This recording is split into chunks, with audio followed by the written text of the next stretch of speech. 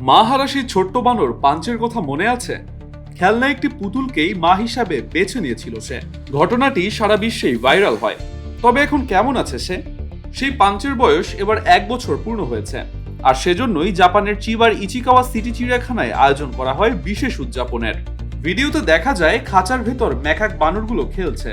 দেয়াল জুড়ে সাজানো হয়েছে জন্মদিনের নানা আয়োজন। পাঞ্চের জন্য দর্শনার্থীরা শুভেচ্ছা কার্ডও লিখেছেন।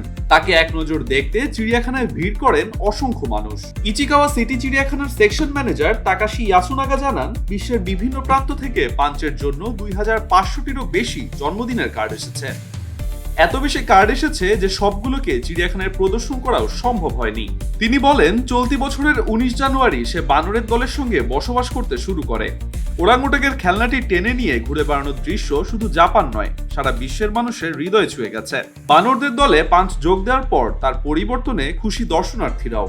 দর্শনার্থী কিয়াকো বলেন, সে যখন প্রথম বানরদের ঘেরাটোপে এসেছিল তখনও সে একেবারে ছোট্ট শিশু ছিল, কিন্তু এখন সে দারুণভাবে মানিয়ে নিয়েছে। আর এক দর্শনার্থীর মতে, পাঞ্চের গল্প মানুষের ভালোবাসা ও সঙ্গ পাওয়ার আকাঙ্ক্ষার সঙ্গে মিলে যায়। 2025 সালে 26 জুলাই জন্ম নেয় পাঞ্চ। জন্মের পর তার মা তাকে দেখাশোনা করতে না পারায় মানুষের হাতে লালিত পালিত হয় সে। চলতি বছরের 19 জানুয়ারি তাকে চিড়িয়াখানার ম্যাকাক দলের সঙ্গে রাখা হয়।